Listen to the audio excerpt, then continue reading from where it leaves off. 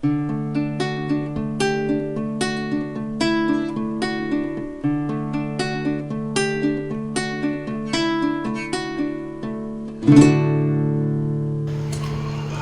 family, Isaac, Rebekah, Esau, and Jacob. That's how we should refer to them. Except God didn't. God always referred to them as Jacob and Esau. Because God does not respect human ideas. And the fancy term is primogeniture, the firstborn. So, another famine hits. They moved a little northwest toward the coast, back into the territory of Abimelech and the Philistines.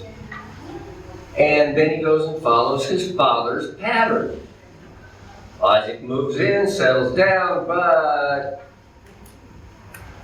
right after the tripartite blessing is reiterated, God appears to him, I will be with you.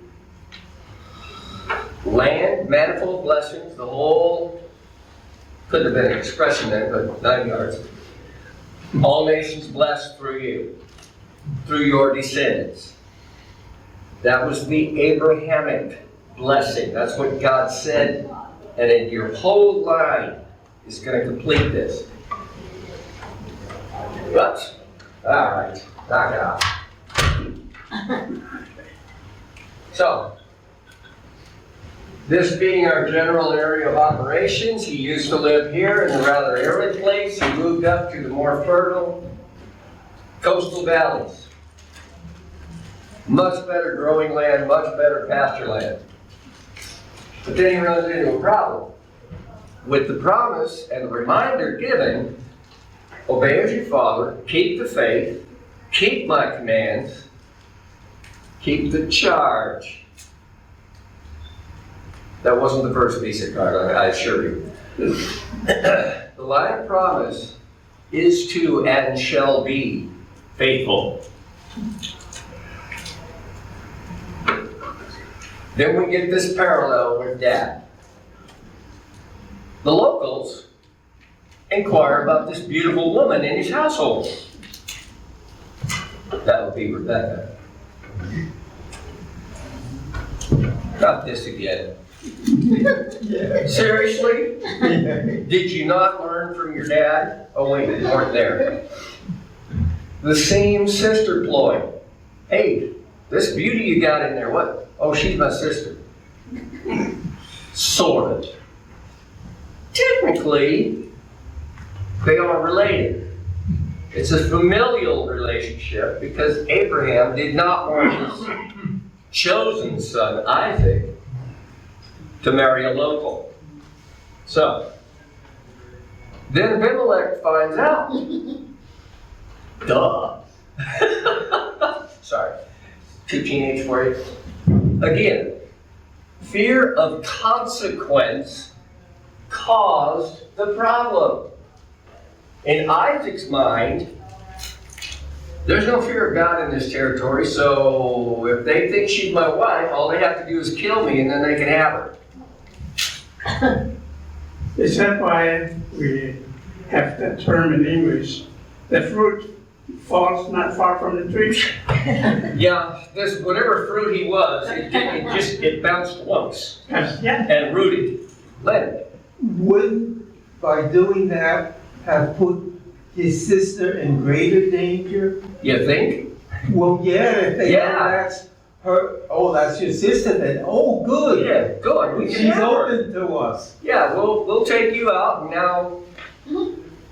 And Abimelech, thankfully, was smarter than that. He says, what are you doing? And then he realizes, no, this is his wife. And he just puts his foot down essentially, lays out the law for the surrounding turf. Stay away from this pair. Just get completely away. Problem. God is with Isaac. They're living in a new area, but we're told scripturally, 12, 13, 14, etc., God blessed him abundantly. Everything he sowed came up bumper crop. All the sheep, all the goats, all the cattle. Boom! Fertility, fruitfulness. All of a sudden his herds are overrunning the place. Yeah. The locals are saying, hold it, hold it. We gave you a little corner and you took 12 square miles. We gave you a little, we said, okay, yeah, you can settle over there, and then all of a sudden, boom. And it didn't take long, in terms of years, before they were overflowing. We're told that the Philistines had already negated that non-aggression pact. Remember they gave that ceremonial treaty with Abraham and his kin. There were disputes of water rights, and they came together and they settled it out, and okay, we'll stay on our side of the line, you all stay on your side of the line, and the Mason-Dixon line had nothing to do with it. But that was okay. But we're told they filled in the wells that were on the other side of the line. And they had begun to encroach into that territory. And as they're filling in the wells, Abraham's dead. We don't care. We'll go where we want. Finally, Abimelech says, look, you are so overwhelming. This group, your family and your extensions and your herds have gotten so big, there ain't room in this town for both of us. Move, leave. So Isaac leaves. He packs up, lock, stock, and barrel, goat, kid, sheep, lamb, and he moves. He didn't go very far, he just got far enough to get where there was more space. He moves back into where he grew up. Now this would have been the territory where all those stopped up wells were. But he reopens them. Says, yeah, there used to be a well here. He redug it. It's okay, excellent. He honors all the old names that his dad had given him. Says, here we go. We're here, we got water. Then they discover a new artesian. Remember the shape of this land. He had moved back in toward the more hilly area. It's rocky up there. You grow stuff by hard work. You just don't throw seeds out in grass and have it pop up. Which is what they could do on the coastal plain because there was well watered. When the rains came, the sediments washed down. This was fertile ground down below. Now he's up in the hills. He found a new artesian well. That's that term, spring. That means once you tap it, it flows. Bum, bum, bum, bum. That created a quarrel with the folks who had thought that was their stuff. Hey, that's not fair. You found better water than we have. So, we want it. So we named the well Essek, which means quarrel. Not to, beat a dead horse, but that was pretty obvious. So he moves again, picks up everything, slides out a little further into the hills, a little further into the drier land. Another artesian spring he finds. Wow. Part of me said like Popeye, what a coinky dinks, right? You guys won't get that. I'm sorry. you didn't grow up with that. But anyway, when God is watching over you, you find water, right? Well, some, like streams in the desert. Yeah, this is what's happening. They opened up another one, and now there's a new stream in this desert. Another conflict with the neighbors. Well, doggone, how many times we got to go through this? And because this one had more conflict, he named it Sitnah. Guess what that Hebrew root is? That Hebrew root is used for the adversary. So this well, this artesian spring gets named Satan. Excuse me? Yeah. It was ugly. The conflict keeps building. So what does he do? He puts his foot down and moves.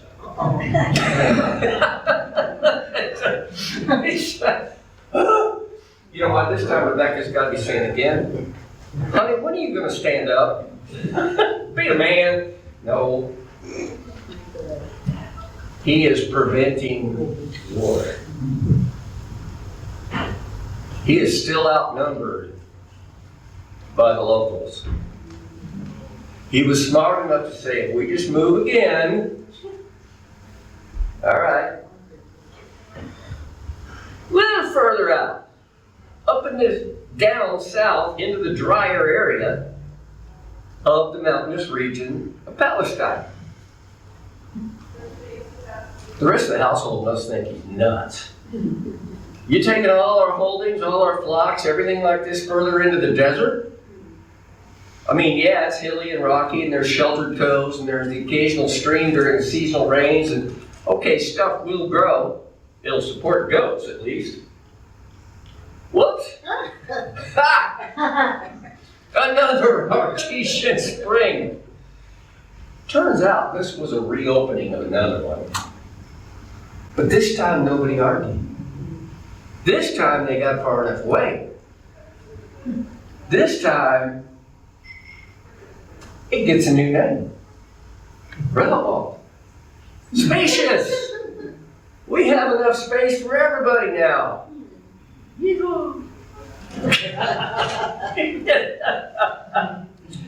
Plenty of room for everybody. Now we'll be fruitful in the land. And they were. Every move, guided by God's Spirit, every move landed them near an artesian spring in a land of very limited water. Yes. Is that a miracle or what? Yes. Yeah. It's not a normal one, I'll tell you that right He's now. fulfilling the command given to Adam, be fruitful and multiply and subdue the earth. And that's what's happening. Exactly. Ron, you had something? I'm just curious, I mean, every time they move, they find a well. But wasn't the other people who would live there smart enough to find a well or not? No. They were all hidden? He's God's. He was living well. Yeah. Yeah. Oh my goodness. I can't believe you said that. Well, sometimes I can't believe what comes out of me either. Obviously, the locals weren't living well. They couldn't find them. But there it is. He moves a little further, spreads, doesn't go too far from this other one, comes back into the region of Beersheba. His dad named that one originally. And remember what his dad and why his dad called it Beersheba? The well of the oak, or slightly different character in the Hebrew language, and both of them appear in the documents. The well of the seven, because there were 7 animals offered in sacrifice to solidify the original water rights treaty with the Philistines, Abimelech and all. That plays a part. See, God has a great sense of humor. You know, he brings Abraham through all this. Now, through all these different moves and whatnot, he brings Isaac right back into a similar position. God appears to him that night. The promise is reiterated. I am the God of your father. I am with you. I will bless you. I will multiply you for Abraham's sake. Not Isaac's? Well, he is the promised child, but he doesn't own it yet. There's other things bubbling under the surface. But Isaac builds an altar and worships God there. This is the first one we're told about where he began to own the relationship with the one living God. Until that time, everything had been through the line of Abraham. Because he was Abraham's kid, all this good stuff kept happening.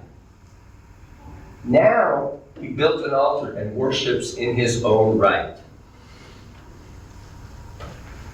Scripturally, it's like he barely finished celebrating at the altar when Abimelech and crew show up again. There'd been all this acrimony. There had been all this fussing and tangling and quarreling over water rights. Again. We're doing daddy's pattern. Again. Like he said, the fruit did not fall very far from that tree. Matter of fact, I think that tree sat in a basin, and anything that fell rolled right back in. Isaac, what on earth are you guys doing here? You hate me. You chased me out. You drove me out, probably with sticks, rocks, and rabid dogs. Abimelech, we aren't blind. We aren't blind. We've seen with every move, boom, a wellspring of water. We know a good thing. You know, if you got something going, we're gonna take part. We know a good thing, and we want to get in on it. Just this morning, I was reading John chapter 4. Jesus was transiting from the area around Jerusalem back up into Galilee, and instead of going across the Jordan to stay out of Samaria, which they didn't like each other, he went straight north and sat down at the well that Isaac's kid dug. Jacob's well, famous in that area. Up to and even beyond the time of Christ. It is still there. You can still drink water from it. It's pure, it's sweet, it is crystalline. I was amazed. I was 12, but it made an impression. Yes, ma'am. You went there? I went there on a family vacation when we used to live overseas. Wow. My father's rule was when I get my annual vacation, we don't go back to the States, we go someplace else. And Israel was one of the places we visited. It was very, very cool. Yeah. But Abimelech and his people are looking around going, everything this guy touches turns to, not gold, flowing water. In a desert area, flowing water is better than gold. You can't drink gold. Well, you can, but it leads to serious health problems. You know, if you gold powder in anything, and pretty soon you've got major organs deciding to quit and leave the country. Yeah, we know a good thing when we see it. We want to treat it. We want to make sure that you don't get so big you just swallow us in a single bite. If we're allies, it won't happen. So Isaac throws a party. Well, they called it a feast back then. But he invites Philistine leadership in. He invites the leadership of his tribal people. And they have this big feast to celebrate this pending peace treaty. Next morning, they give their oaths. Critical word there, that oath thing.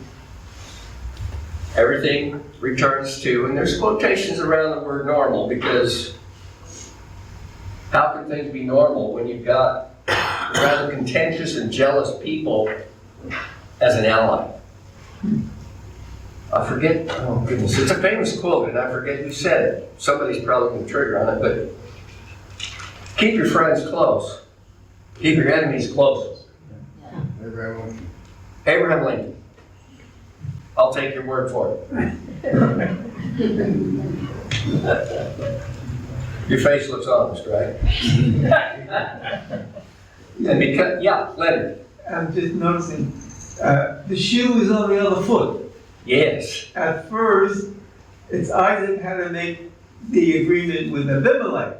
Yeah. Oh, now Abimelech. Now God has How brought the things tide has turned. right back around, and I think tide is a good word to use because all these wells keep popping up. Did you have something?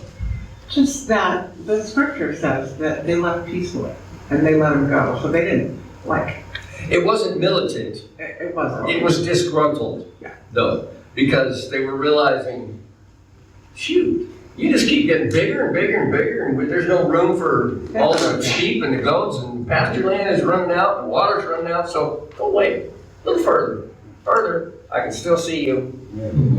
to, Yes, Virginia, Why please. should you keep your enemies closer? Why? Are we not supposed to be far or Oh. enemies? Abraham Lincoln, when he quoted that, it was in the middle of the American Civil War.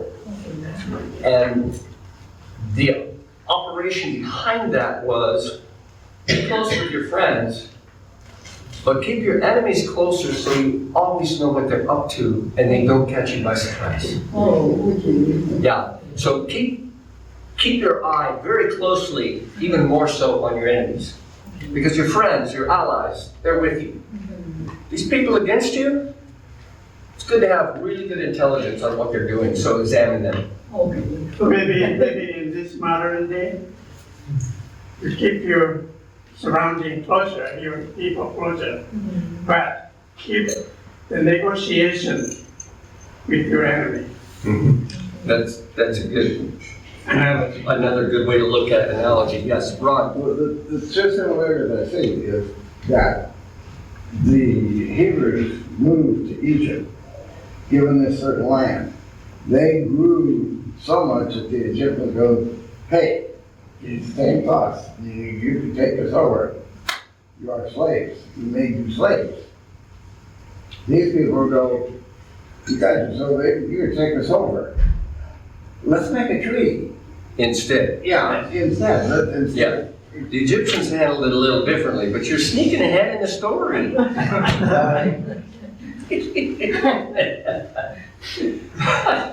Yeah. The Egyptians used domination in the not too distant future. Philistines said, let's make peace now. Because if friction comes, nobody wins. Which is why Isaac kept moving. He was preventing that real friction. He just, okay, we're getting grumbling about the water rights again, so we'll move.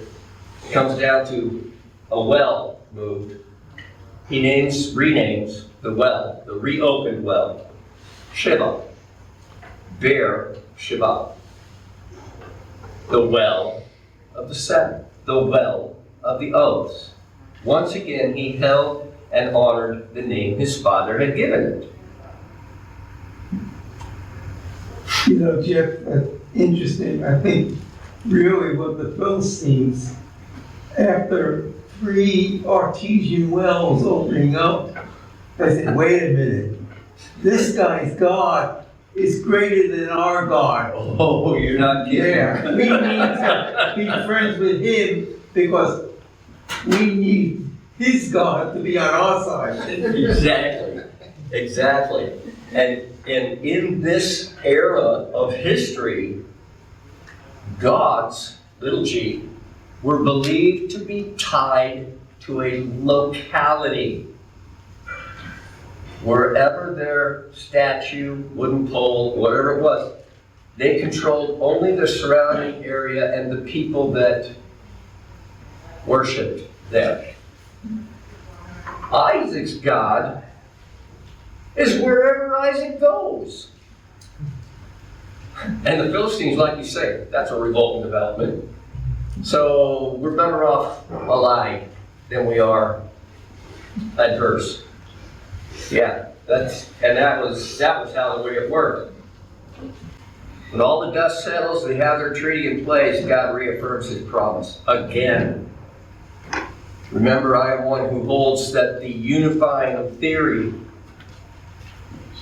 Okay. I'll finish my sentence and then come back to you, Felicia. Sure. Unifying theory of the Old Testament is God's promise. Promise flows throughout. Felicia. I don't think Abraham Lincoln said that. He didn't. Oh, It it was wasn't Sun Tzu. Sun Tzu? Yeah. Oh, okay. Lincoln may have been quoting him. He may have quoted it.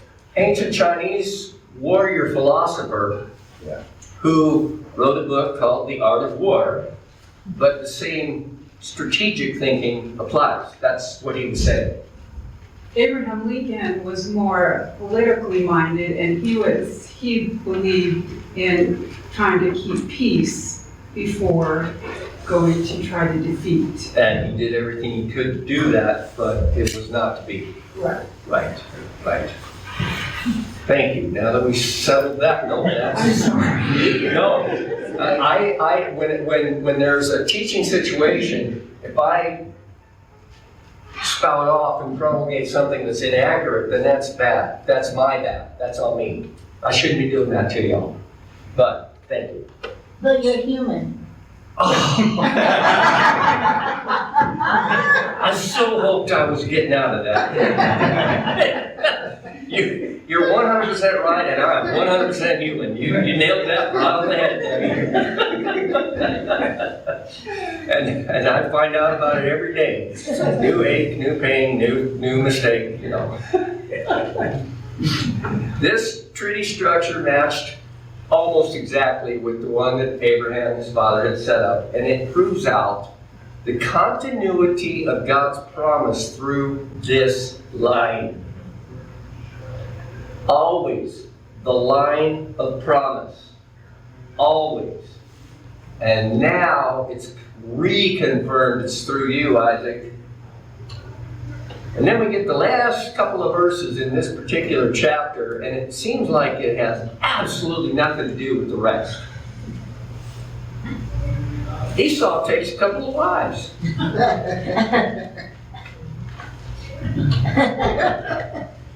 One of his wife even said business. Yeah, and later he goes one step farther later, and we're going to open into that next week as well. But this time, he manages to alienate both parents. We're told scripturally, Isaac and Rebekah were embittered toward him. Not only because he was a dingbat and married two roughly at the same time, but they were locals. They did not have the God of Abraham as their God. They had whatever local deity was servicing that tree or that hillside or that whatever it was. Yeah, okay. Maybe Isaac's going to figure out that Esau's not the angelic son he was thought to be. Debbie? I can't help but wonder if all of this, I mean, there's so many wives. Do you think the Mormons got any of that from this? I mean, I'm just saying. Yes. Okay. Joseph Smith patterned Okay. some of the things that he wrote into the Book of Mormon Okay. off of this. The Book of Mormon was essentially a plagiaristic literary effort following the King James Bible in existence in the 1830s in the United States. And he rewrote certain parts of it to fit his imagination. But a lot of it was Okay. copied almost word for word, Okay. but he rewrote part of it. That's a graduate level course. But just to say, yes, he followed the practices recorded in the Old Testament that a man can have as many wives as he can support. Yeah. Gives you a sit back and go, Not too smart. moment. What's that? Not too smart. Well, when you start your own religion, you're probably missing a few in the upstairs deck. Yeah. Can you talk more about that Book of Mormon? Book of Mormon? Because I saw that Bible, it has, the books are so different from the Bible that I know. I remember saying that coming from Africa, and I was so surprised. So who wrote those books? Were they inspired by the Holy Spirit? No. They were inspired by the diseased imagination of Joseph Smith. Oh, okay. And I mean that Okay. literally. I took a psychology class in college, and abnormal psychology, and we were given profiles in the second semester of, okay, this person, a mini biography. And then we were supposed to make an armchair or school classroom diagnosis of what is the prevailing condition. Is this paranoia? Is this schizophrenia? Is this bipolar? All the questions, yes, yes. And we had a checklist, we had the formulas, and we came out with our diagnoses. And then we talked about it in class and came down to a certain place where the teacher put up on an overhead slide. PowerPoint wasn't invented yet. Much easier in those days. You could write it and then you could just stick it up there. And if you didn't like it, and fix it. One of those profiles was Joseph Smith. It was a unanimous diagnosis that he was a megalomaniac, paranoia, with touches of schizophrenia. Sight unseen. This was blind profiles. We had no idea if these were even real. We were given them as case studies for the exercise of running diagnostics.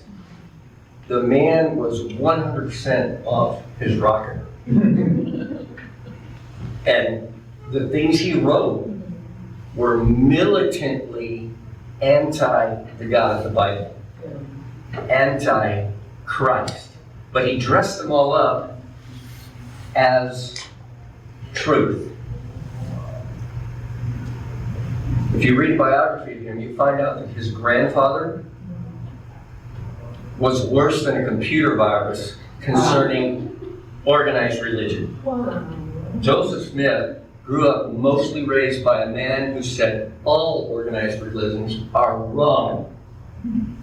So he had to organize his own.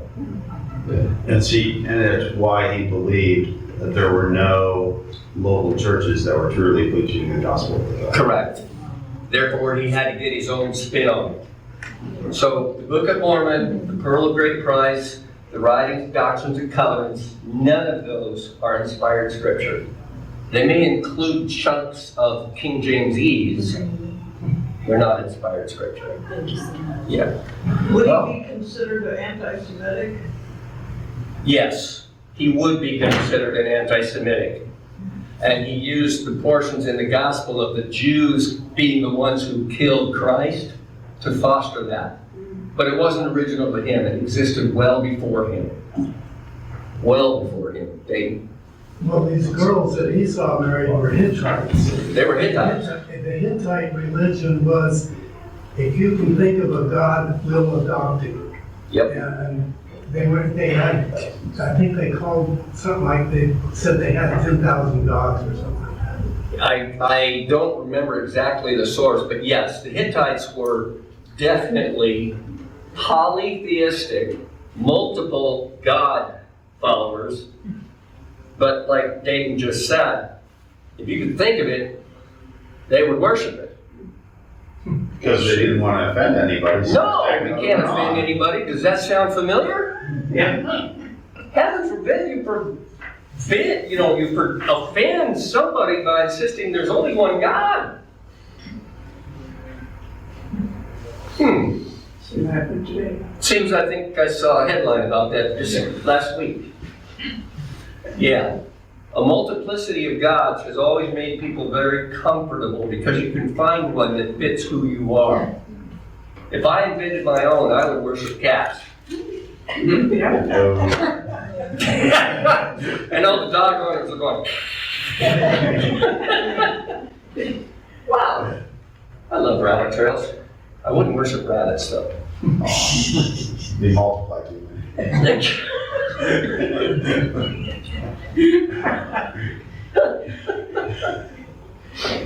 I was thinking more about the fact that if you start worshiping rabbits, eventually you're gonna get kicked in the butt. Sorry. Like I said, sometimes I get surprised by what comes out of my mouth. We've got terms of dysfunction showing up in chapter 27. Sorry, playing with alliteration this week. The full family fracture was fulminating. Esau had already sold his birthright. Remember? Came in impulsively. Give me some of that red stuff. I will on one condition. Jacob ran that scam. And he took away the birthright that belonged to the firstborn. Yeah. We already know what God thinks is necessity of firstborns. Esau was still the favorite of Isaac because he was the rugged outdoorsman. Jacob was the favorite of Rebekah because he was the quiet, civilized one who hung out in the tents and did whatever was there. He also knew what he was doing with herds and flocks. And now we get our Machiavellian moves. I know Machiavelli wasn't around, but perhaps he learned from these people. Yeah. Yeah. Esau is commissioned by Isaac to earn, and that's a term that is used, earn the blessing. That's the formal declaration of all rights, titles, and powers of a patriarch to a son. Do we earn the gift of God? We don't. But Isaac is kind of short-circuiting this because he loves that son better. Rebekah overhears this and plots for Jacob to get all of that instead. She's the one who is the runner of the household staff. Therefore, she has ears everywhere. So does Jacob. Call in the chief steward, call the maid. What was that little, what were they talking about over there? It wasn't too big, Isaac was just telling him to go out and get him some good food and bring it back and he'd bless him. Yeah. Yeah, exactly. Rebecca's antenna twitched fiercely on that. She knows the shortcut. She knew the shortcuts. And we get an elaborate deception scheme built. Food plus fur plus finery equals food. Sorry. And then we get this ensuing mess that had permanent, dare I say, eternal fallout. We're told in more than one place in Scripture, Jacob have I loved, Esau have I hated. Esau, I hate. That's harsh. And yet, the net effect is the same. The whole manipulation succeeds. Rebecca plots and plans and says, you bring me a couple of young goats, and I'll make them taste just like wild game from out in the field. And then we're going to take the skin of those goats, and we're going to put them on your arms, and the sides of your neck, and on your face, so that you feel hairy. But wasn't hairy Esau's name? Yes, it was. God has a sense of humor. We'll make you hairy. And then she goes into Esau's quarters and pulls out his finest garments. These smell like Esau. She went after every sense she could get to pull this off. And Isaac gets fooled. Jacob appears And we're told in the narrative, Jacob says, "Here I am, Father." He's nearly blind. He can barely see. He says, "The voice is that of Jacob. Are you really Esau?" He comes close enough. He puts the food down. He can smell the food. And he embraces this son. Huh, it's scratching on my cheek. He's furry. Yeah, he's furry. And he inhales the dust of the fields, the outdoorsman smell of the clothing. Yeah. Okay, I'll bite. Literally. He ate the food. So he eats Jacob's gift. This is Rebecca's machinations, but yeah. And then he blesses Jacob. He eats, he's satisfied, he says, "Okay, upon you, my son, I confer the dew of heaven, semi-arid land, dew up and down every morning is going to keep crops fertile." So he's blessing everything agriculturally grown. The fatness of the earth. Now, like the pastor was saying, some people may deal with overindulgence in food. That's not what he's talking about. Fat comes from what source? Flocks. Thank you for being alliterative. Fat comes from flocks. It comes from the abundance of the herd. Fat was a necessary part of the diet. It still is a necessary part of the diet. It's just as Americans, we kind of take it to extremes. I kind of think of this story is related to something kind of like a predestined. Which? Predestination. Yes, predestination. And if you think about what it started from, when they were born, Esau came first, and then, Esau came first, and then Jacob grabbed his feet, Holding on to his leg, his leg. his foot. Like, wait, take me too. But, you're right. Yeah, God elects, yes, elect. chooses whom he will. And his will is the only will that will matter. Ever. So when you say fire at will, anybody named William should die. But it means God's will, yeah. Your brethren are to be subservient to you. Any further down the line from beyond Isaac and Esau, the descendants of Esau will serve the descendants of Jacob. And anybody that curses you, let them be cursed. Anybody that blesses you, let them be blessed. That's a powerful blessing. Massive crops, abundant flocks, and all livestock. All the rest of your kin are going to be subservient to you or your descendants. Just an observation. God chose Jacob because he was a keeper of the flock. Esau was lord over. And if you look at Jesus, you see the same thing. Jesus, he didn't come to be like Esau. He came as a keeper of the flock. I am the good Shepherd.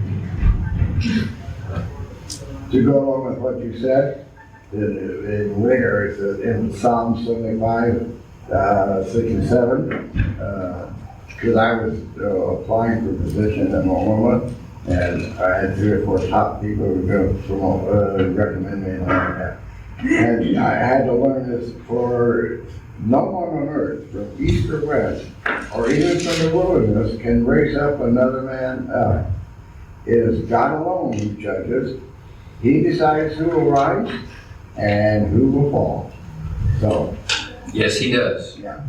And Paul elaborates that in Romans 13 about authorities. No authority exists on earth that has not been established by God. And this is exactly the same thing here. God chose the younger. He eats, he blesses, Jacob.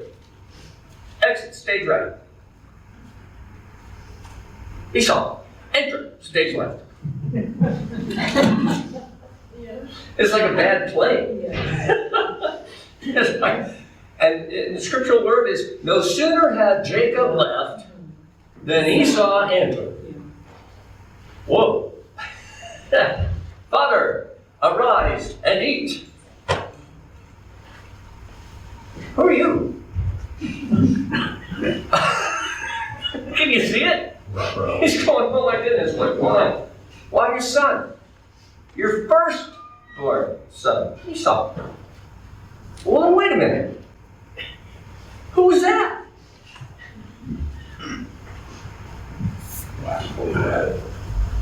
He did. When we look back at Cain and Abel, Cain was a vegetarian, so to speak, and Abel was the herdsman. And here we're looking at Jacob and Esau, and Esau was the outdoorsy guy, and Jacob was kind of the vegetarian. I mean, there's He was this. cooking lentil stew that day, yeah. It's just kind of interesting that this. Flipped it over. Yeah. Yeah. But it comes back to God sovereignly appoints whom he will appoint for the tasks he has. You know, we get that old saying about the Lord works in mysterious ways to his wonders to perform. Oh my goodness, it's a wonder we're going to get anywhere. All of a sudden, Isaac, everything just collapses in on him. Uh-oh. I ate and blessed the first one who got here. He shall be blessed. Can't take this back. And there would have been enough household servants around that heard most of that, yeah, he's got witnesses. And the bitterness roots in deeply on both of them. Isaac kicking himself for being deceived. Esau, what about me? He's all about me, remember? Lives in the moment. He's impulsive, a little bit reckless. But he's demonstrating that continuing focus on me. Just like he got named, huh? My brother deceived us. Well, one of the meanings of the word Jacob is deceive or deceiver. Kind of underhanded, but Jacob won. He won the big prize. Isaac was still holding, I can somehow turn this to my favor with my favored son. Well, He can't delete it. yeah, he clearly intended Esau as primary heir. He preferred him over Jacob, that mousy little guy that hung around the tents. Ran some herds, you know. God sovereignly blocked that move. Mysterious ways his wonders to be performed. All of that plotting, all of that backroom dealing, all of that cooking up a plan that ended up working exactly how God wanted it to. You mean he uses bad stuff? Oh yeah, he does. I told you about, my dream was the Air Force Academy when I was growing up. And something bad happened to me and I couldn't go. And now you're stuck with me. So are you saying that like Rebecca was some kind of prophetess act or something because God used her If to you, see? if we look back to when she was first pregnant and she had a war going on inside of her, it was a very difficult, struggling pregnancy, and she inquired of God, and he said to her right then, and she held this throughout the boys' lives, 2 nations are in your womb, Yes. and the younger will be the overlord of the older. She had already been let in on the secret. The older will serve the younger. So are you saying then the end justifies the means? No, I can't say that. Because that opens the door on a human level to all kinds of stuff. Well, she was human. She was human. But that gives rise to Stalin, Hitler, Kim Jong-il. The ends, my ends, justify any means I want to use to achieve them. This was God working. Yes, he gave her some knowledge. Yes, it probably colored all the way through. And yes, it put her in a position to ensure Jacob got it all. That's human manipulation, but it's God's sovereignty superintending the results. Yeah, but what Rebecca did was wrong. Many would see it that way. And she's accountable for her. And she's accountable for her own actions, And that's yes. the dilemma. Yes, and hence the very human dilemma of, I see an outcome, I want it, but we have to be careful how we go about it. She didn't make any bones about the fact that we're going to do this, Jacob. We're going to fool your dad. We're going to get you the whole shebang. And we're not going to take Esau's feelings into account at all. Was it wrong? It was done in a wrong way, yes. Did it mesh with God's sovereign plan? Yes. What we don't know, jump forward a couple thousand years. Well, probably about 1,700 years at this point. Jump forward. The Jews, the leadership, were used of God to put Christ on the cross. Were they wrong? Absolutely. Judas was used of God to betray Jesus to that same leadership. Jesus himself said, it would be better for the one who betrays me to have not been born. And yet, it had to happen. That was a sovereignly appointed must. For Jacob to be the line of promise was a sovereignly appointed must.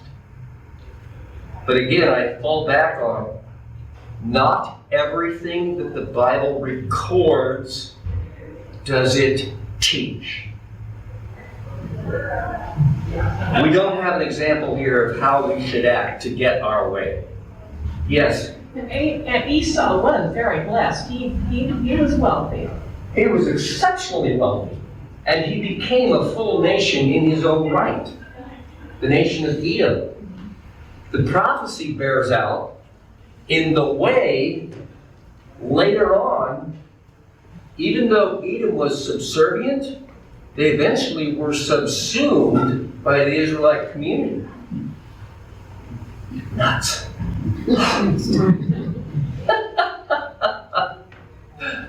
I knew I was in trouble trying to bite off this much. That's all right, we got next week and. We've got next And week. you're doing it for the Anyway, next set. yeah. Esau ended up begging for everything he could get. And the blessing is paralleled, but it's really fascinating. He gets blessed from the fatness of the land. You shall live from the fatness of the land, but it's away from. The participle used was away from. You shall live from the dew. Away from the dew. You'll live by the sword. You'll serve your brother. Eventually, you'll throw off that yoke. Took about 500 years to do that. Maybe a little more. Good thing Rebecca has spies. Esau swears to murder his brother after Papa's done. Heaven forbid I shame myself in front of my favorite dad. She hears about it. She sends Jacob north. Go to your brother's family. Stay there till he calms down. When I send for you, you come back. And then Rebecca says to Isaac, my life is no longer worth living because Esau has taken these Hittite women. Her heart sickness finally wakes up Isaac, and he grabs Jacob and he says, look, don't you dare take a local wife, it'll kill my wife. Go to Padanaram, that's mixed Fertile Crescent, marry a cousin. Excuse me? Marry a cousin? Yeah, you know, the family tree is descending. But it was a thin enough link that, yes, it was still appropriate. Isaac finally buys into God's plan, restates the tripartite blessing over Jacob. Be fruitful, multiply, the blessing of Abraham, meaning all nations, blessed through him, possess the land as promised. They were living here. Go up here to the clan. Marry someone from there. Let's keep this family intact. All right. Here's our principles. God is 100% sovereign. Always. His plans will happen. You know, we see that motivational poster, lead, follow, or get out of the way. God says, follow or don't. Okay. Don't you have to, like, never mind.